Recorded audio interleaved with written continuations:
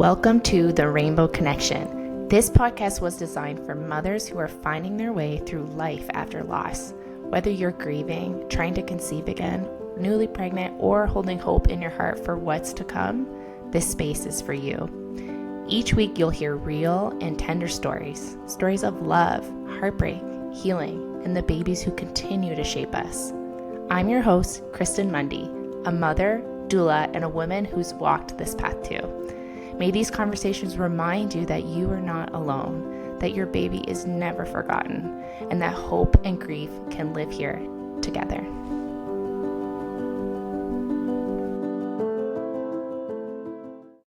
Before we dive into today's episode, I want to take a moment to tell you a little bit about Reclaim, my trauma-informed online birth course that was created for mothers who are pregnant after loss.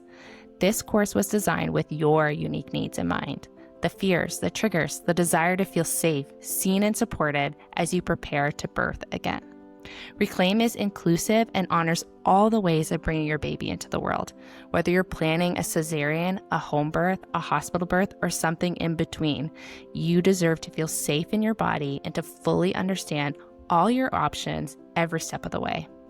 If you're navigating pregnancy after loss and want a birth course that truly understands, you can learn more at thedoulalife.ca/reclaim. And as a special offer to my podcast listeners, use code RECLAIM to get $100 off.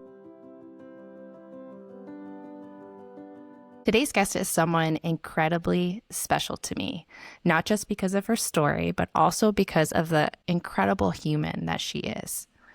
Our guest today is Parisa. She is a wife, a mom of two, and a psychosomatic therapist. She's also a really dear friend who I actually had the honor of supporting through both her loss and her beautiful redemptive home birth. And this conversation feels especially meaningful because it's the very first episode of The Rainbow Connection, and I couldn't think of a more sacred, honest, and heart-shifting story to begin this podcast with, or a more special human to introduce you to.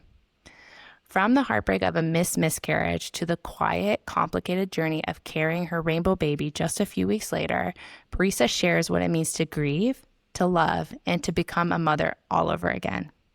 This is a story of faith, friendship, and the kind of strength you don't ask for, but are forever changed by. Okay, let's dive in and hear from Parisa. Hi, Parisa. Welcome to the Rainbow Connection. Thank you so much for coming onto the podcast today. Thank you for having me. I'm so excited to be here. Yay, of course. I'm so excited to chat today, too. Today feels double special for me.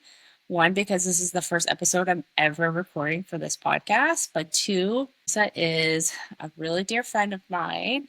And I was so lucky to actually be able to attend her birth and walk with her through the last couple of years through her journey. And I'm just so excited to dig in.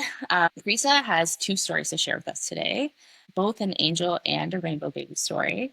But before we dive into those, Parisa, do you want to share a little bit with the listeners, a bit about yourself and your family? Yeah, sure. So I'm a mom of two. I am married to my best friend, and my house is a mess. And yeah, I'm a therapist, so I really love talking to people and helping them figure out how to find peace. And so this journey has been really unique because it's not only changed me as a wife and as a mother, but it's really changed my practice in being with people too. So, yeah. You can't really walk away from this, right? Being unchanged. So I would love to hear more about that. So why don't you share a little bit with us about your beautiful little angel?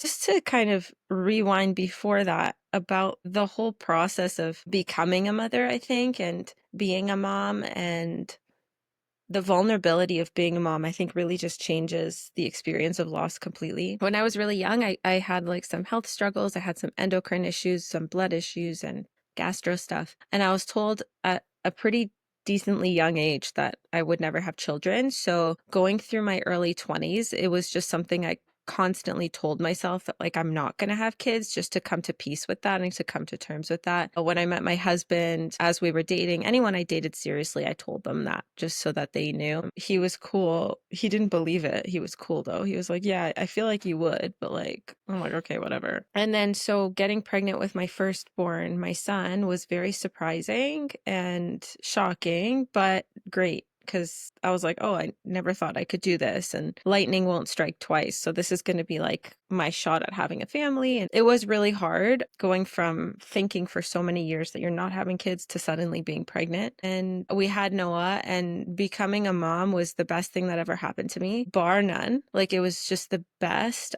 It grew me up really quickly. And then about a year later, we wanted to have another baby, and we struggled a bit. We struggled a bit. I did get pregnant and I had a loss right around the time where we met. And I was like due around the time Senna was due, because I got pregnant like late December, early January. And I remember I had a lot of personal transition at that time. And the first loss was kind of me ignoring loss with my first angel, thinking like, okay, it wasn't meant to be. And like just telling myself those things that I think a lot of us tell ourselves with loss that I don't think is actually true now. Kind of just like a coping mechanism in the meantime. Yeah. And I just don't think about loss that way at all now. But I just was like trying to cope. And I remember becoming friends with you and Shannon and MJ, and the three of us becoming close. And all three of you were pregnant. And you would constantly check in with me like, is it okay? Like, are you okay being around us? Like when we met up in person and when we would do this. And I was like, yeah, it's fine. It's totally fine. Yeah, yeah. Like, I'm totally good. Because it's not meant to be. And like, I very much didn't acknowledge that loss. Mm-hmm. And so when my second angel, when we finally got pregnant the second time, I had it in my mind like, okay, I already went through my loss. I'm not going to lose this baby. Because the statistics that the midwives told me is like, it would be very unlikely for you to have another miscarriage. Like, usually it happens once for a one woman, you know? And so I just told people right away, and I did my gender reveal like online and found out we had a girl and bought her things. And I was just like, it's just not, I'm not going to lose this baby. Sure.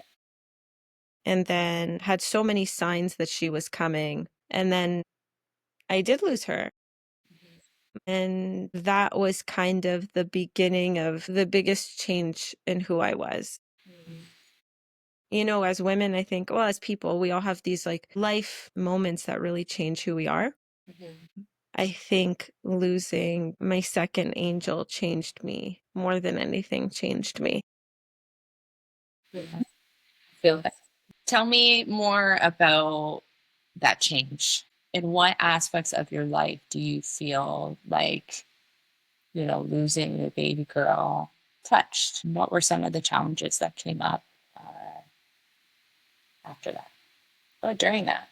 It started with the biggest challenge I had was like a threat to my faith system. Sure. Yeah.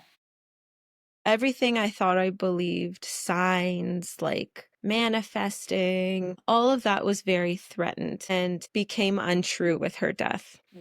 And so my faith changed, and that's like the biggest pillar that I lean on in my life. But it transformed like happy story at the end. It did transform into something much stronger and more beautiful and more purposeful.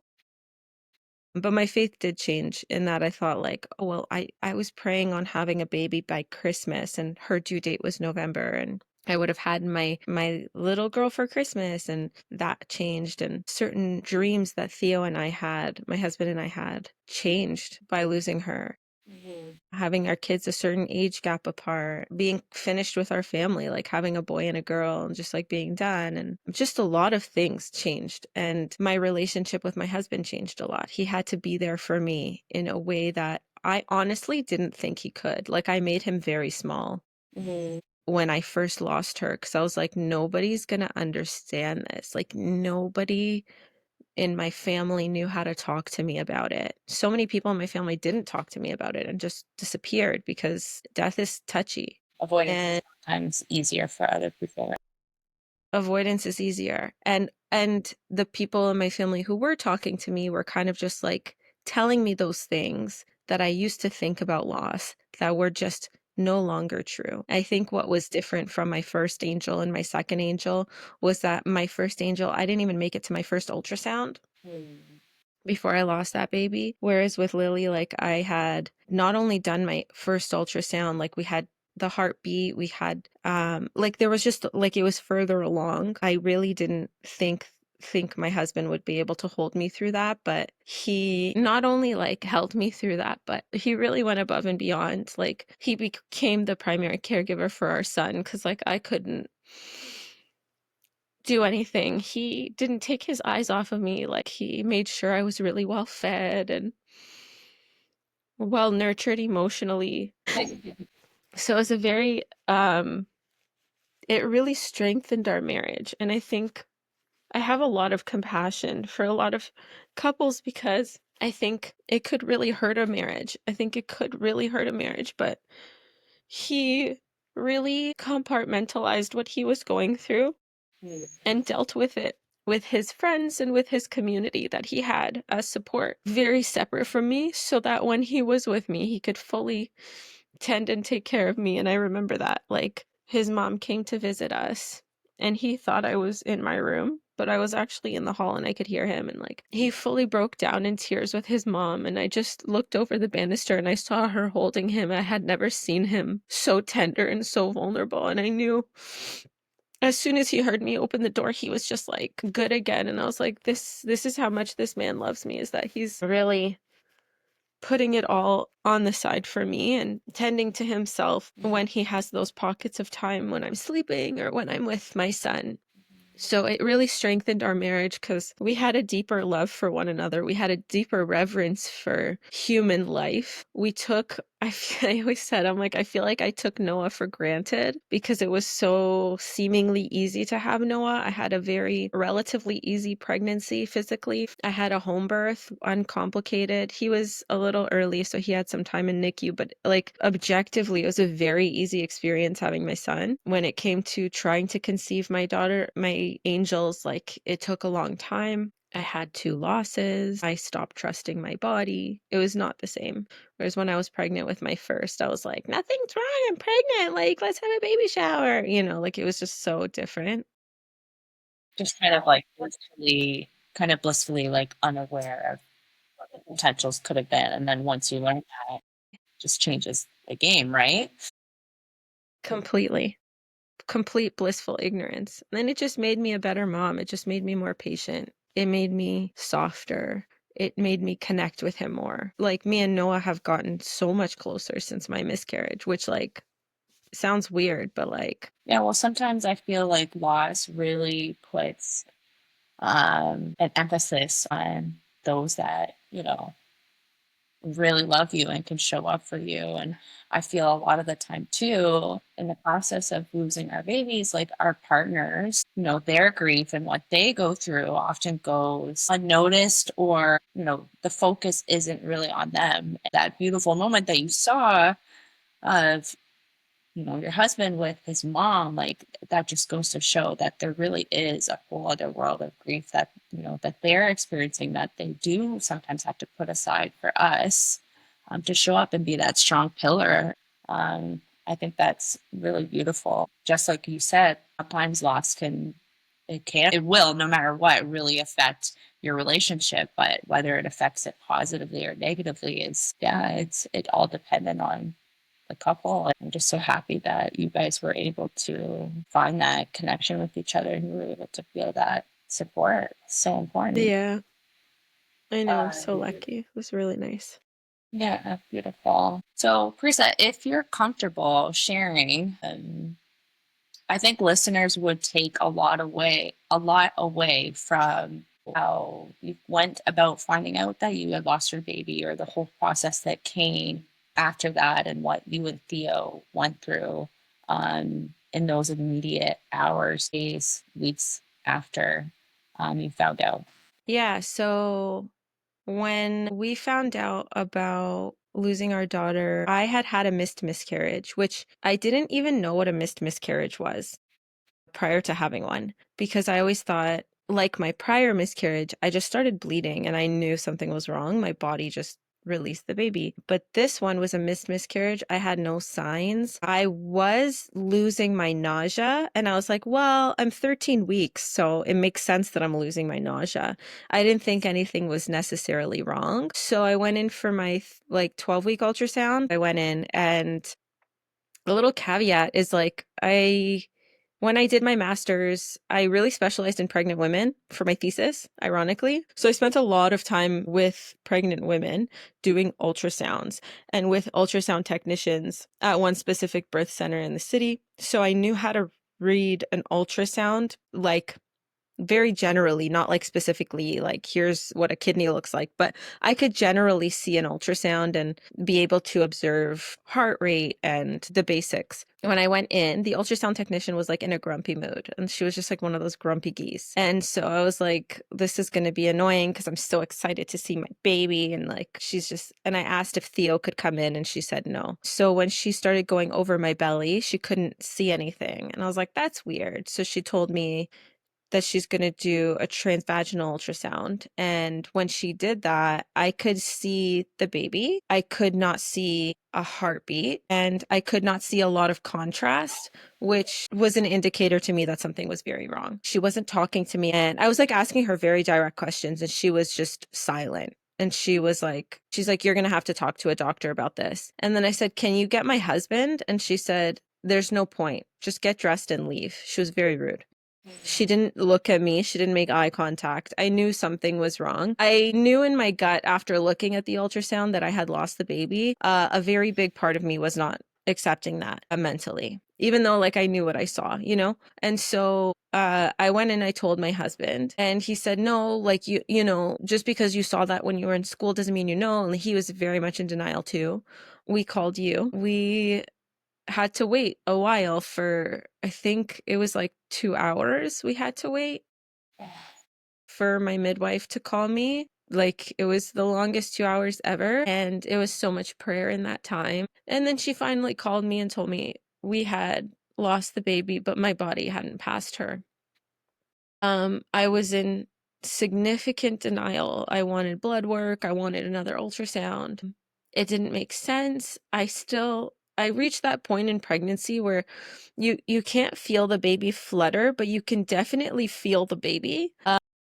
I don't know if any moms can relate to that at that point of gestation. But I was like, no, like the baby's still there. Like, I don't understand what you're saying. So that was like the worst day. And I think the biggest disappointment, which is why I originally got into my first line of work before therapy, was clinical ethics, which was just educating clinicians and healthcare workers on how to be with people. Because a big part of what made that so traumatic for me was the ultrasound technician, and then doing my blood work. I remember the woman who did my blood work, she's like, you look really tired, and just like these like comments. And I'm like, I just lost my baby, and now I'm not even going to tell you because then you're going to feel bad, and now I'm considering your feelings. Like this is such a waste of energy, you know? It's so backwards, and like how much of a different experience would it have been if, that ultrasound tech held your hand and looked at you in the eyes, and, that's one of the hardest parts of ultrasounds and having to wait to hear from your doctor and them not being able to tell you anything.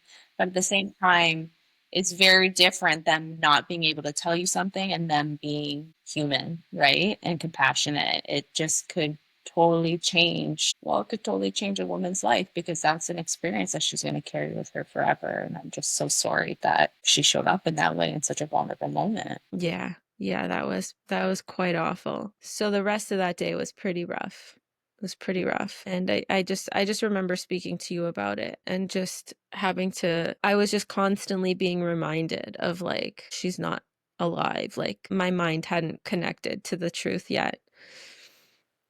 What did the next few days after receiving, that horrible news look like for you and Theo? It looked like a lot of anger and frustration, and it was so hard because like I'm parenting a 2-year-old and he had just turned 2. So he was like in his toddler era. So I'm like singing Old MacDonald Had a Farm, and like also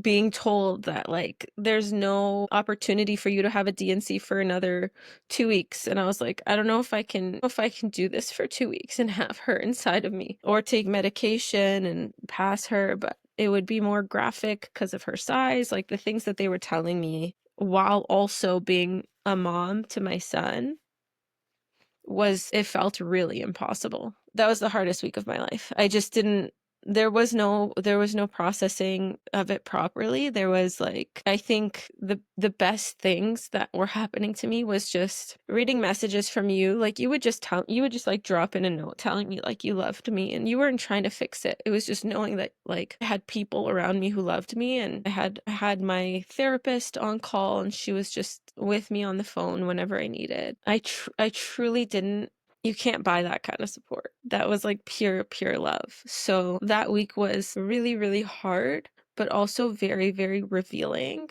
So that all happened on a Tuesday, and then I had to go in on the Friday to do another ultrasound and get the medication to pass her. But during that time, I was secretly hoping that like a spot for a DNC would open, because I was like, I can't stomach watching her leave me. Like, I can't stomach that. So when the Friday came, they told me there's one spot open for a DNC, but if you want it, you have to decide right now. And I was like, this whole week has just been like making decisions without a level mind. Like with my clients, like these are not things I recommend.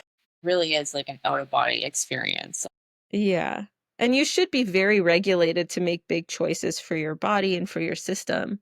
I was not. So it was very hectic, and when I sat with my husband, I was like, I have decision fatigue. Like I don't know what to do because I did not mentally prepare for a DNC. I hoped I would get one, but I knew that it was not likely, and he's like, let's just book the spot so somebody else doesn't take it. So you have the option. And then we could spend the next couple hours, we could get lunch, we could decide. The thing was, for some reason, it was a really quiet day at the hospital that day. So once I said yes, they took me to register. They took me to take the antibiotics. Like it was all very fast. And the next thing I knew, I was sitting in the waiting room waiting for the procedure. Now, looking back, the way that transpired, do you feel like that's how it was meant to happen?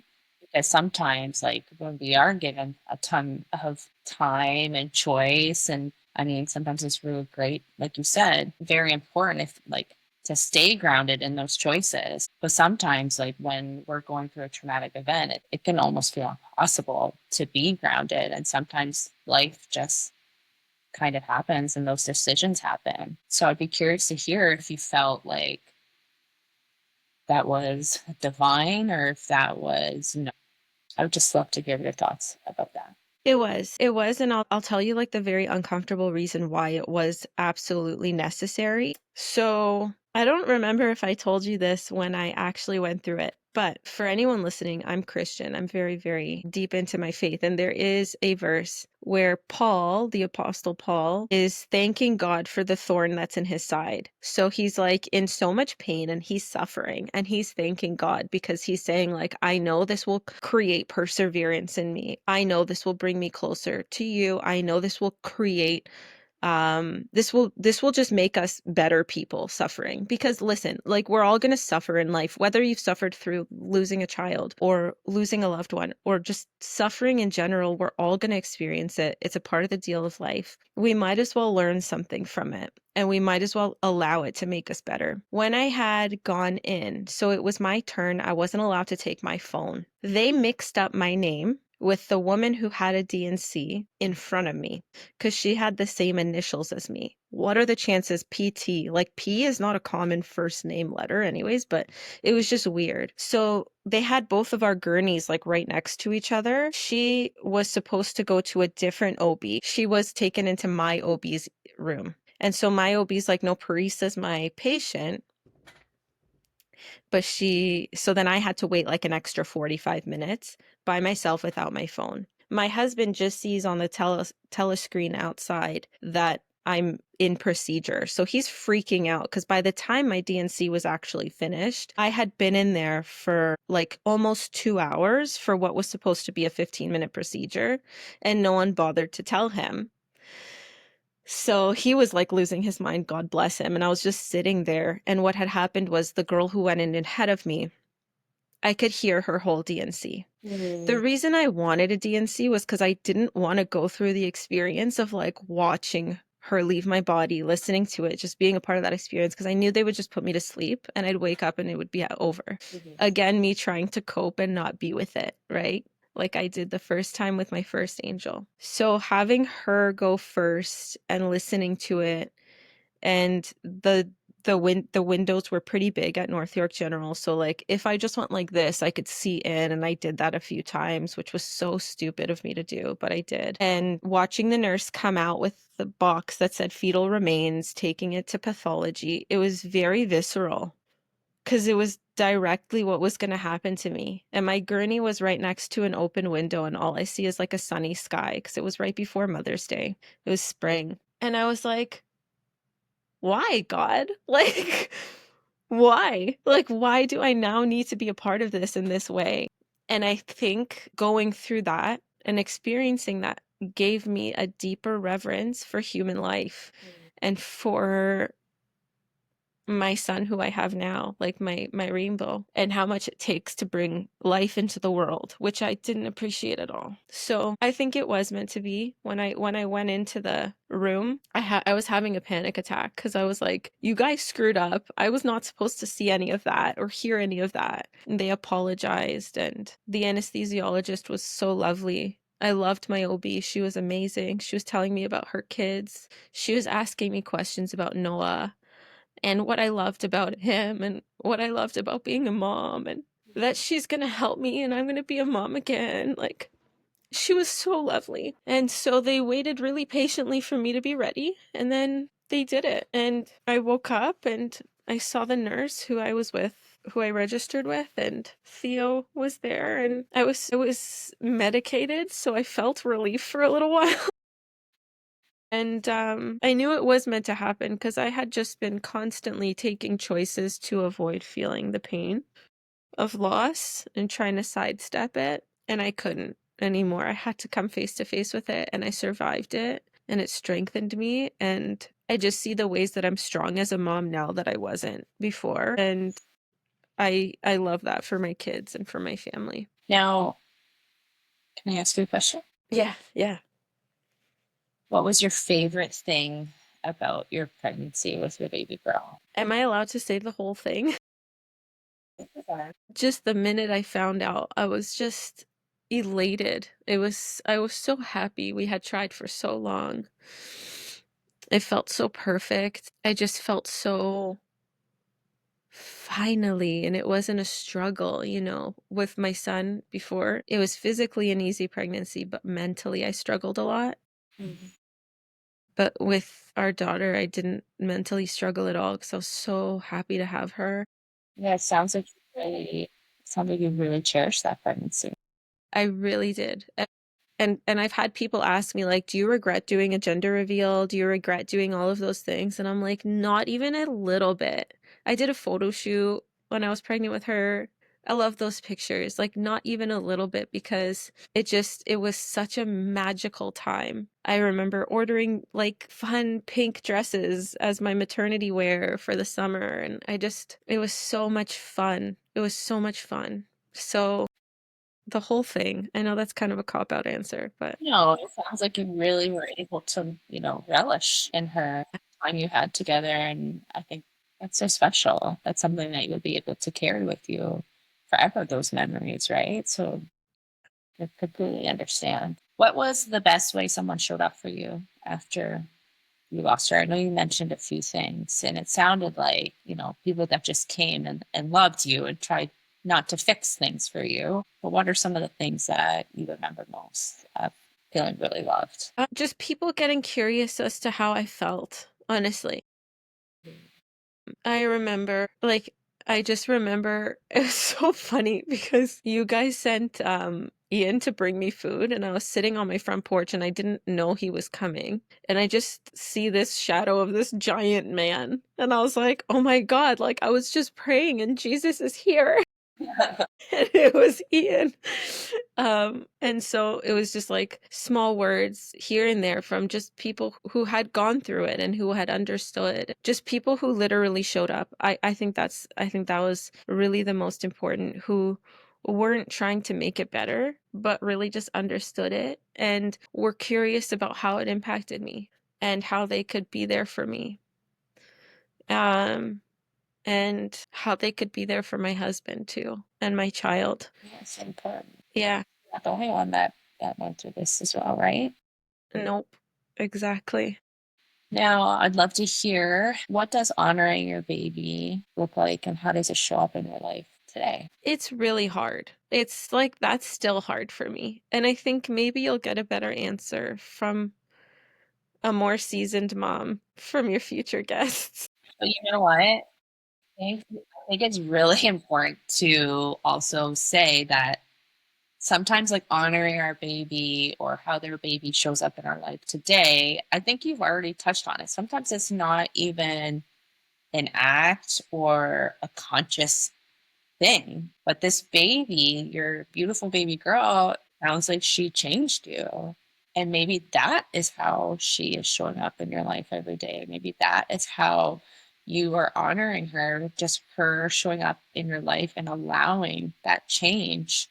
I mean, even in this moment right now, you talking about her and you sharing her on a platform, that in itself is honoring. So even though you might not think that you are doing it, whatever the right or wrong way, I think you're doing it more than you even know, right? Yeah. So when we had our rainbow, I remember people sent flowers and somebody sent me pink tulips, and that's what Theo bought me after my gender reveal. He bought me pink tulips. I couldn't look at them. Like I couldn't because it was too hard. Somebody bought me lilies. I couldn't do it. It was too hard. I had to like throw out fresh flowers and I felt so bad because I love having flowers. So in those like very explicit tangible ways, I'm not there yet to be able to honor her. But in these ways of like, it's like she made us all closer. Mhm. And I just think about her. I think about her every day. And I think about having a rainbow after that loss, when he's crying and fussy and those hard mom moments that you're like, stop, they're so far and few in between now because I was like, oh my God, I have him and he's here, Mhm. which like I remember when with my first, I was like, this is so annoying.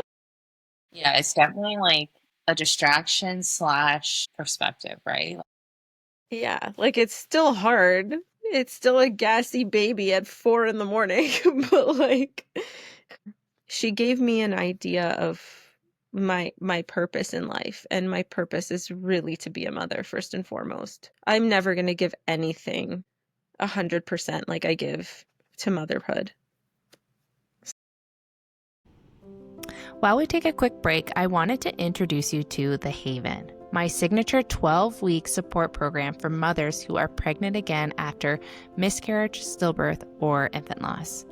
The Haven isn't just a course. It's a trauma-informed, community-centered program that includes weekly live workshops, expert guest speakers, and ongoing dual support from me, your dedicated pregnancy after loss doula, anytime you need it. You'll also receive guided journaling prompts, full access to my 13-module pregnancy after loss birth course, Reclaim, and a warm, intimate community of other PAL mothers, a place where you can be real, be held, and be reminded that you are not alone in this. Enrollment is now open at thedoulalife.ca/the/haven, with our next fall cohort reopening this September. You do not have to go through your pregnancy after loss alone. And inside the Haven, you won't. As a special offer to my podcast listeners, use code RAINBOW to get $100 off enrollment.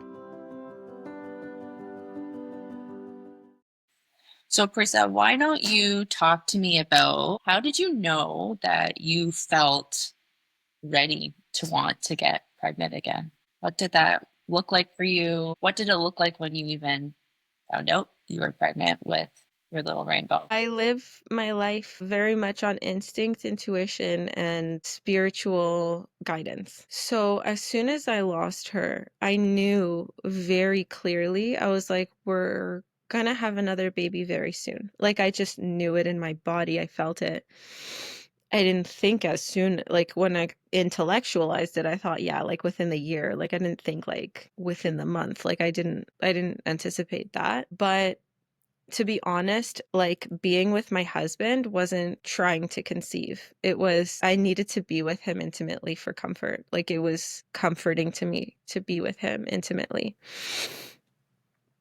And so after my bleeding stopped, like after my DNC, we were just together a lot. And it wasn't with the intention of trying to conceive, but we also weren't like playing it safe.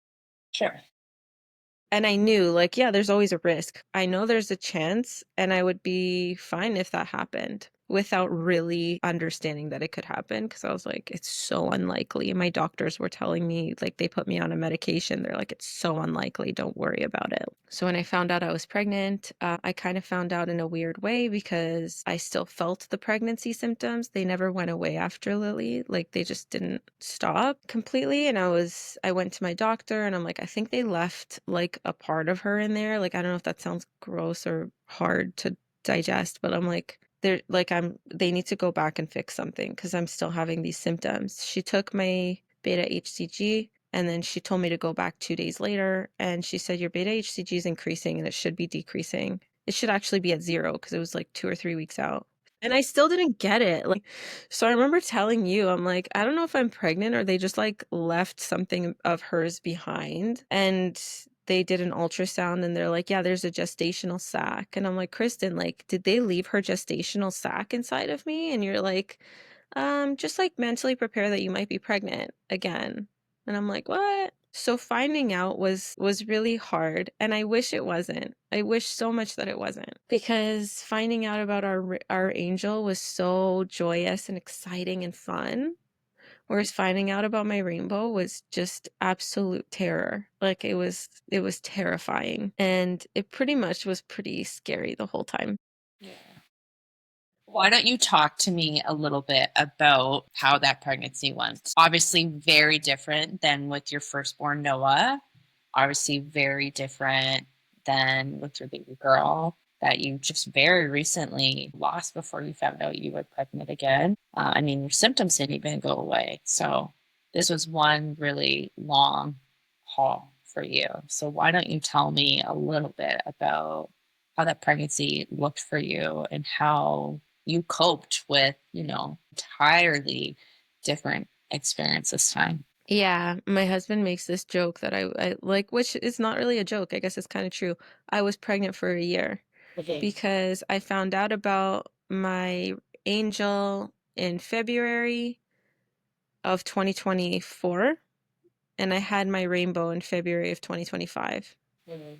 And I was pregnant with my angel for 3 months. So literally as soon as that pregnancy ended, the next one started for that full term. So much on your body and your mind and It was a lot on my body. It was a lot on my mind. It was a lot of constantly wishing. Like, I had this weird hope that they would both come out. Like, I was like, maybe they're secretly twins and like the ultrasound just hasn't seen it yet.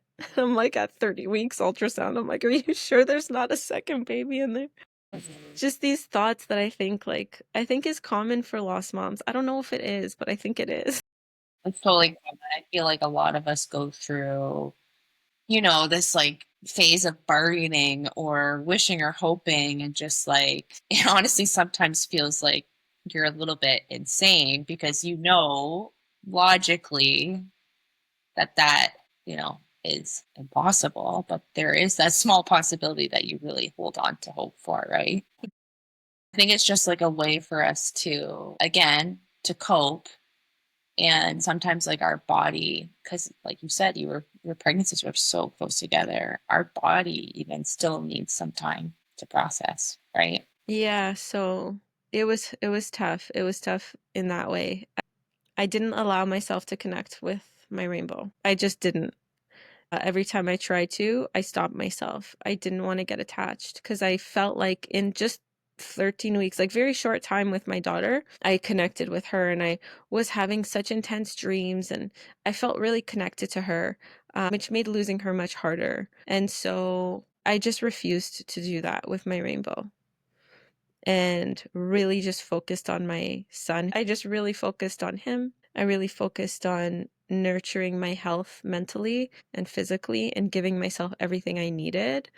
I slowed down work. I stopped marketing for work. Like I stopped working pretty much for that year, which sucked because I had launched a course and then I lost my baby. And then I was like, I can't work. I'm not doing this. Well, kind of, it sounds like you were kind of in survival mode, right? Like that whole time. I had this feeling, I had this feeling with him that I was like, it was going to be okay when he was born. But getting to that finish line, I knew. I was like, this is not going to be easy. This is going to feel unfair because of how people reacted and responded. I mean, people in my circle, people who were close to me, responded to my loss. I didn't want to share my birth. I mean, my rainbow. Most people in my family didn't know I had him, until he was born. So the whole time I was pregnant, I really isolated from extended family, a lot of friends. I just cocooned because when You were protecting yourself, right? exactly. Because what happens when people find out you're pregnant? Oh my God, you're pregnant. That's amazing. I'm so happy for you. But what I was actually dealing with and battling was like holding on to my loss at the same time as holding on to this baby. And I always felt when people were like happy for me that they were forgetting about her and what I went through losing her. So I just was like, I'm just not going to tell anyone. I'm just not going to talk about it with anyone. And yeah, that's pretty much why I kept it hidden because I never felt like my pregnancy with her ended physically. I feel like it just kind of like carried on. And it's funny because the ways that I imagine, I don't know if this is crazy to you, but like the ways that I imagined how she would look like is very much how Damien looks, like my rainbow. Like he looks a lot like me. Whereas like my first looks a lot like my husband and a little bit like me, but like my second looks a lot like me and a lot like my sister and my nephew. And I really pictured her looking like that. So it's a little strange in that way because it did feel like the pregnancy that never ended. I feel like I just still have a part of her in him. Yeah. That's special. I don't know, like do people say that to make themselves feel better? I think it's whatever you want it to be. If that's what your mom instincts are telling you, and that's what your soul is telling you, then yeah, I would believe it for sure. But I would love to hear like what were some of the ways that I mean, it sounds like you created some really strong boundaries in terms of sharing your pregnancy. What were some of the ways that you really found relief or helped you cope through those moments of anxiety or intense fear or doubt? I'd love to hear a little bit more about that, especially because you are a therapist. Yeah, so I'm a somatic therapist, but I also have I'm also a psychotherapist. So I focused a lot for many years on somatic therapy and healing the body and nurturing the nervous system back to restoration. The thing is, sometimes when you go through such a massive trauma and you're going through those phases of grief, disbelief, anger, sadness, denial, like all of those stages that are very natural to grief, you need more than nervous system regulation. You need like an intellectual pull out also. So my somatic tools failed. Like this is not a good pitch for my business, but I'm going to be very transparent. My somatic tools were not present. I couldn't do it. I couldn't sit there and do a breathwork sequence for 10 minutes. I couldn't tap through. I couldn't do it. Uh, my traditional psychotherapist who I had worked with for so many years even got to a point where she told me, I don't know. And I was like, dang, like if she does, like I'm 100% like effed if she doesn't even know how to help me. So I went online, I went on Instagram, I saw this video of this girl and I really liked her and I sent her a DM asking her about what she was talking about. And she was talking about, I don't remember what she was talking about actually, but I remember the topic was interesting and I'm like, can you explain this further? Stranger with hundreds of thousands of followers, can you just explain it to me? Because you obviously have nothing better to do than to answer DMs. And then she did. She took a minute. She took some time. She sent me some voice notes. And then I kept challenging her because she was a faith counselor. And I was like, well, if God was real, then why would he take away my baby? And like I was asking very like I wasn't holding back. And she was answering me like all on DMs, like as if it was a full therapy session. And I was like, okay, you know what? I'm going to go on her link in bio and I'm going to book a session with her. When I started working with her was when I started finding healing, truly, because I already knew like somatic therapy is great for people who aren't checked into their soma, who aren't checked into their nervous system. Basically, I could explain the way the brain works, but your dorsolateral cortex, which is like just on the side of your brain that shuts off time, your perception of time, and calm. So you're kind of stuck, like those people who are stuck in dysregulation. Somatic therapy is excellent for you if you're kind of stuck in dysregulation. But I knew where I was in my body because I had worked on that for so many years. I knew how to get regulated by 3 p.m. when my son would finish school. I knew how to release when he left for school. Like I knew my body well enough, but it was the mental part that I was really struggling with. So speaking with her and deepening my faith and really understanding the essence of loss through my faith was what got me through. It's what had me cope. And so she was so patient with me and guided me through that. And that's how I cope. I love that. Yeah, Mm-hmm. one of the things that, I talk about a lot with my clients and with the women inside the Haven is that we all, during our pregnancy after loss, we are all building like this toolbox of all these different techniques and therapies and solutions to help, help us cope and help us move through this intense period of time and intense feelings. And everyone's toolbox and everyone, what works for them is going to look different. So for some people, for you, your faith is really sounds like the main aspect of your toolbox. And like you said, and touched on a bit as well. Some people it's breath work, some people it's tapping, some it's a combination of all of those things. It really is and looks different for everybody. But the great news is that you found a solution that really was helpful for you. And um, honestly, when you have those tools, it's worth their weight in gold, right? In those really, really hard moments.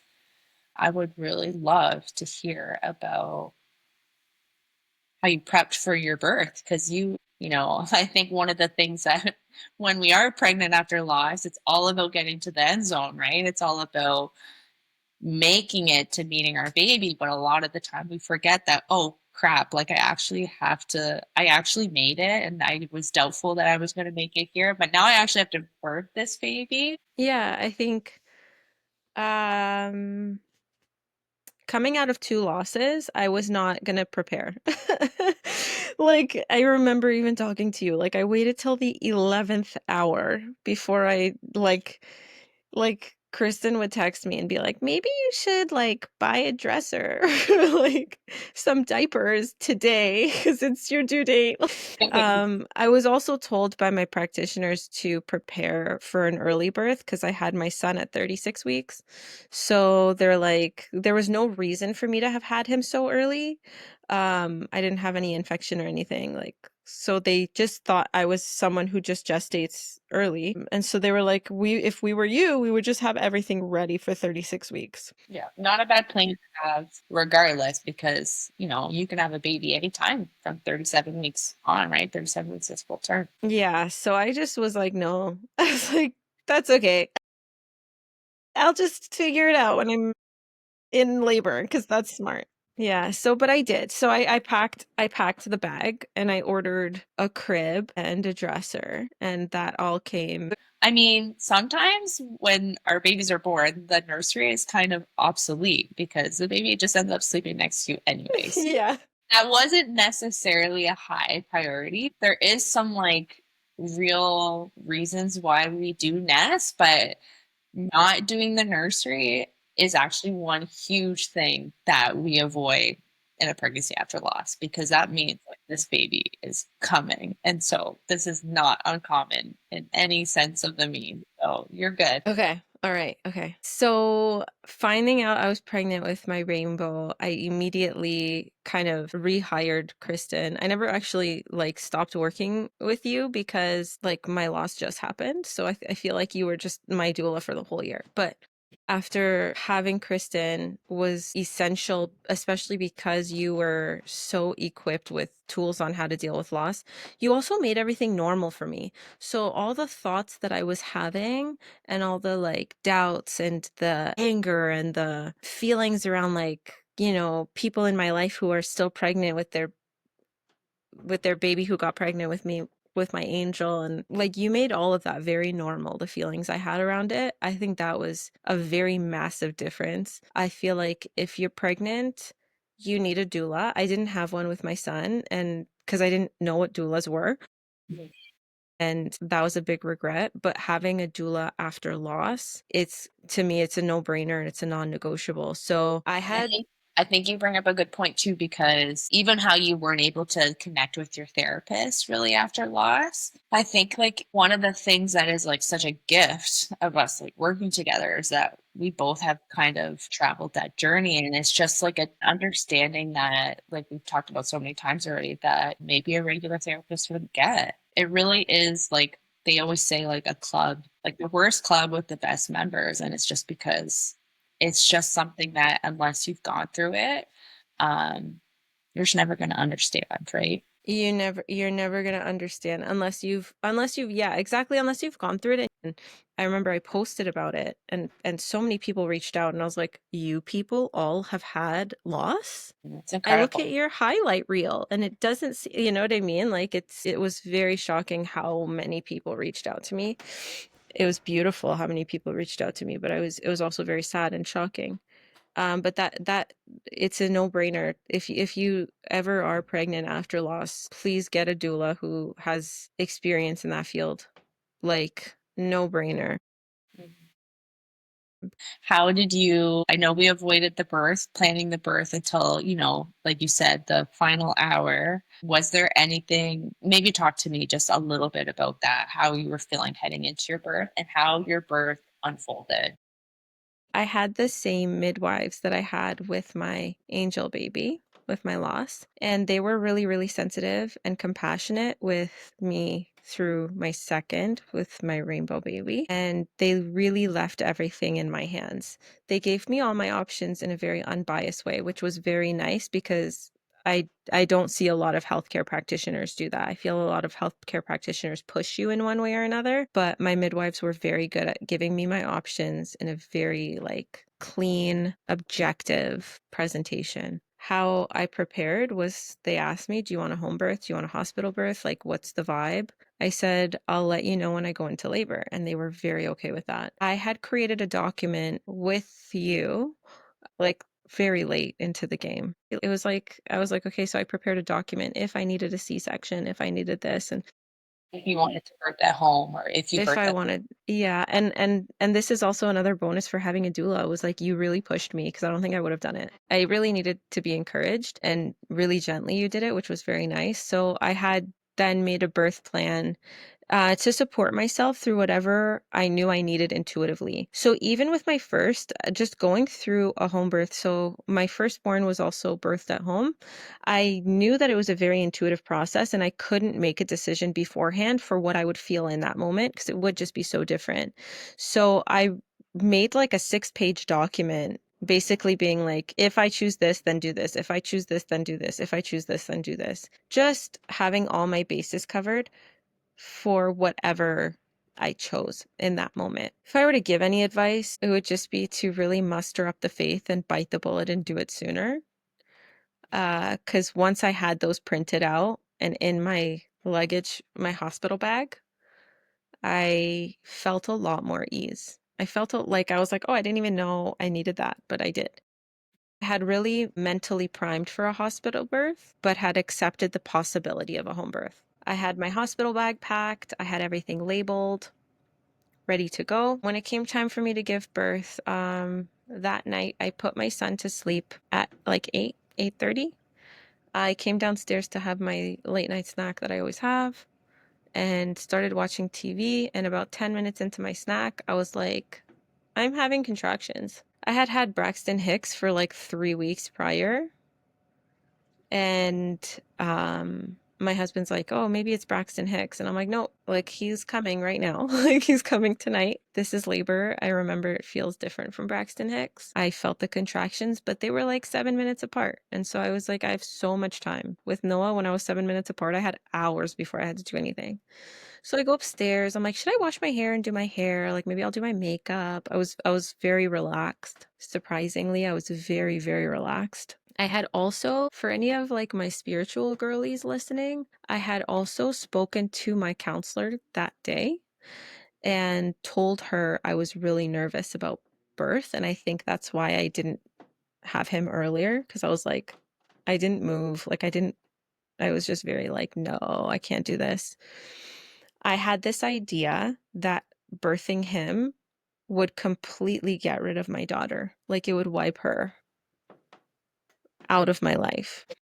I don't know if that's common or if that happens to people, but like I just had that idea that nobody's going to remember her once he's born and she's going to be forgotten. And that was devastating to me. So it's like I was trying to hold on to him for as long as possible because I thought it meant that I was holding on to her. Um but like you said, she's so present in my life even still. So it was just a thought. And so when I had that session with my counselor, I was like, I'm really nervous to give birth again. I know how painful it is. I did it. I know how hard it is. And I don't know if I can do it with the anxiety of like giving birth to an alive baby, which I didn't have last time. I just assumed. Well, it's only natural that any woman would have some anxieties going into her birth, right? Because it's just such an unknown experience, but this just adds an extra layer to that. Huge extra. Yeah. So I did a prayer earlier that day, just surrendering it and just being like, I want this to go in such a way that honors you, God. And I was like, I'm just praying that whoever needs to be there to experience the grace of God may be there. Like, so if that means I have to do this without a doula, if this means like I have to call like another friend, if this means that like I don't care who's there, whichever midwife, just like whoever needs to be there to like is okay with me. I'm completely in surrenderance. I feel like that started the whole opening process in my labor. And then when I started my contractions, once I called my midwife, she was like, "Okay, what do you want to do? Do you want to go to the hospital?" I'm like, "No, I'm 7 minutes apart. Like, I'm not going to the hospital now. It's crazy." 10 o'clock at night, I think. And then within like 20 minutes, half an hour, I was like at 3 minutes apart. It was something ridiculous. It just like accelerated very fast. Luckily, she had a very strong intuition to just drive to me anyways. And she's like, I'm just going to come and check. And if you're if you're too far from it, then I'll just meet you at the hospital or like we can have a cup of tea in your house. Like she was very cool. So she was on her way. Theo and I called you. You had like an inclination that it was going to happen pretty soon. So I think you left shortly after that. I flew to your house. Yeah. And I was like, Kristen, don't worry. And I knew also that we were not going to the hospital. Did you? Everybody said that. And I was like getting ready to go to the hospital. So my midwife told me, I was like, yeah, like, oops, they're 3 minutes apart now. And she's like, okay, just get in the bathtub. It'll slow down. And I was like, okay. So I got into the bathtub and I was like, okay, like this is really happening right now. And like, ouch. And by the time she came and then you came shortly after, she checked me and she's like, yeah, you're like 6 to 7 centimeters dilated. So if you want to go to the hospital, like you have to make that call now. And I was like, we're going. And I get out of my tub and I put on my bra and I put on my pants. And I was like trying to put on my sweater. I couldn't, like, just thinking to walk down my stairs was really physically hard. Like, I was like, I don't know how I'm going to sit in the car. Like, it always comes down to sitting in the car. That's what had me do a home birth the first time, too. I couldn't sit in the car for that long. And so I had a moment with you and Theo in my bathroom where I was really like, oh my God, like, I kind of freaked out because fully plan. Like when I visualized it, it was in a hospital and I had like a cute hospital vacation. And like, I just didn't think I was going to do another home birth. I didn't visualize it or mentally prime it. That's the somatic therapist part of me, is like, I have to mentally prime everything. And I didn't mentally prime another home birth. So just having both of you, like I had you on my left hand and Theo was holding my right hand, and you guys were both like, that's okay. Like, you can do it. You can change your mind. You don't have to get into the car. Noah's not going to wake up. Like, he's with your mom. Your mom's going to be fine. Like, all the considerations I was having, I think you guys took maybe like half an hour to walk me through. And then when I came back out, the midwife's like, okay, what's the call? And she had to be kind of firm with me because she's like, it's the middle of February. There's a snowstorm. Like, I can't do this in the trunk of your car. Like, you have to figure it out. So I was like, okay, fine. So we stayed. Another pitch, like, this is the one good thing. Well, there's many good things about having a doula, but this is one really good thing about having a doula, is like, you were thinking things for me that I wouldn't have thought to do, that I'm really glad we did. So like, you had candles with you, and you set the vibe, and you brought like the ball for me, and you set up a camera to film. Having you be so, you were like my nurturer, and Theo was like my rock, you know? So you guys were on either side of me, and like when I needed the strength, I looked at him, and when I needed the like warmth and love, I looked at you, and it was such a perfect, it was such a spiritual, it was a very holy experience giving birth to my rainbow. And we really needed it because things did happen quite quickly. I think after after you were checked, and by the time I got there, I think your baby was born within the next couple hours. So tell me how that felt for you. Labor progressed quite quickly. Mhm. Um, and we were laboring in your room, and we were doing different positions. And it was really, really a peaceful, beautiful experience from my point of view. Obviously, definitely different for the birther themselves, but things happened quite quickly. One thing I can say from my first and my second was like, my second birth was that it happened quickly because I really leaned into it more than I did the first time, which took so many hours because I was resisting, because I was scared. Whereas this time it was way more, it was a lot of surrender, and it was a lot of ease. It was ease. It was more easeful. Obviously, like, it's not comfortable to push a full-size person out of you. Like, I'm not saying like some people are like, yeah, I had an orgasm. Like, I definitely did not have an orgasm, but like, it wasn't burdensome. Sure. She had her, like, my midwife had her hands off. Like, she really kind of, I feel like she let me. Yeah, she gave you space. Yeah. She gave me space, and I really needed that. I just needed space to be with God and my husband. And, it also helps that, like, you're one of my best friends. Like, I don't know how it would have been if, like, I had, like, a regular doula. I don't know. Like, so I don't know, but it just helped that, like, I felt very intimately close with you guys. And just being like, okay, well, I chose this, and whatever's going to happen is going to happen, and it's in God's hands, and God loves my babies, and like, it's going to be fine. Yeah. So I was 7 centimeters. I don't have the kind of proprioception to be able to tell like how many centimeters I was. I don't know if anyone does, but I didn't for sure. And then I just kind of followed your lead and my body's lead. Like, I was on the ball bouncing for a while, and just pelvic tilting for a while. And then I got tired of that and wanted to go onto the bed. I got into naturally the same position I gave birth to my firstborn in, which is kind of funny, but I got into that kind of side laying position. And then I was like, he's going to come out this way. I'm not moving again. Like, you guys can take off my pants and figure it out, because I'm not going to move. That's how you know you're close to the end. Yeah. I told her to check again. I was 10 centimeters. She said, you still haven't broken your water. And I said, okay, just break it. Let's do this. And she's like, okay, like LFG. And then she broke my water, splashed all over us. And then I just couldn't leave that position, like that side laying position. She even told me a few times, like, bring your knees up into your chest, like hold your legs. And I was like, are you insane? Like, I can't hold my leg. So I think I made you hold my leg. And I knew it was, I could feel him in my birth canal. Like, I was like, you're very close. I knew how many pushes I needed to do. I could feel if I pushed too hard, because I think at one point she was encouraging me, like, okay, like now, big one, big one. And I was like, if I push too big, I'm going to tear. I could feel that. So I was trying to go a little bit slower, but generally it was moving much faster. Mhm. And then, yeah, I remember pushing out his head and being like, oh, and I thought it was over. Like, I was like, okay, we're good.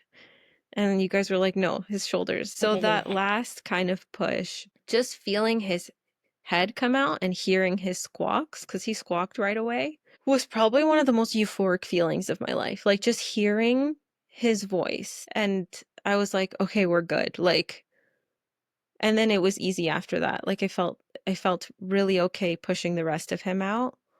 I felt really okay pushing my placenta out because I knew he was okay. Talk to me about how it felt to, after this journey that you have been on, to finally be handed, to finally pick up, because you got to pick up your own baby, which is amazing. How did it feel for him to finally be safe on your chest? Um, like thinking of adjectives, like, oh my God. I think I just started sobbing uncontrollably. Like, I think I just lost it because I was like, oh my God, like you're here and you're alive and you made it. And he was looking at me and it's like, it was so good. Like, I felt so happy. But I also felt like, I'm so sorry I went this whole 9 months without, or 40 weeks. And I knew from week 4, like, it was not a joke. It was such a long pregnancy. I went this whole time without getting to know you. And now you're so real. Like, you're so real and you're so here. And I'm going to take care of you forever. So it was truly like, it was like relief. And I didn't want to let him go. Now, if you could go back and give yourself one piece of advice, knowing the journey that you've been on, the journey that you're at now, what would that advice be? Okay. I would say your life is not really about you. It's about what you're called to do as a human being on this earth. And sometimes you're called to be a mother for 13 weeks. Sometimes you're called to be a mother for 6 weeks. Sometimes you're called to be a mother for till the moment you die. That's the advice I'd give myself. I'd say your life is not about you. It's not about you. It's about your children. It's about love. It's about glorifying God truly through what you're given, the good and the bad, right? It's a really hard pill to swallow, but we are fed this idea in society that your life is all about you and it's all about your happiness and it's all about what you want. And that's going to make your motherhood really hard, Mm. even with your rainbow. And it's just going to make everything hard. But if you really recognize that life is actually, it's just about loving the people around you well and creating beauty out of your pain, your life will be so much easier, so much easier. I love that. I think that's a great way to finish things off. Well, Parisa, thank you so much for sharing today. Such a huge part of your heart. I love hearing about all your babies and about the courageous journey that you've been through. And I feel so blessed to be your friend. And I feel so amazing that I got to share this journey with you. And yeah, big thank you for being here. And I know so many of our listeners are going to take something away today. And I'm just so appreciative that you're here. So thank you so much. Thank you so much. I feel so lucky that you did this with me. Couldn't have done it without you. Thank you so much to Parisa for coming here and for sharing her heart and her story with us. Her honesty, her faith, and her deep love for both her daughter and her rainbow baby are such a powerful reminder of the strength it takes to keep going when you've lived through the unimaginable. If her story touched you, please consider sharing this episode with someone who might need to hear it too. Until next time, take care of your heart. Your baby is never forgotten, and neither are you. If you enjoyed today's episode and you are looking to feel a little less alone in life after loss, don't forget to hit subscribe so you can continue hearing real, honest stories from mothers who've walked this path too, and to stay up to date with all future episodes of The Rainbow Connection. If you're looking to connect more, Instagram is where I hang out most, so come and join me in a beautiful community of lost moms for PAL-specific birth education, real-life grief talk, and deep solidarity. You can find me at the.doula.life.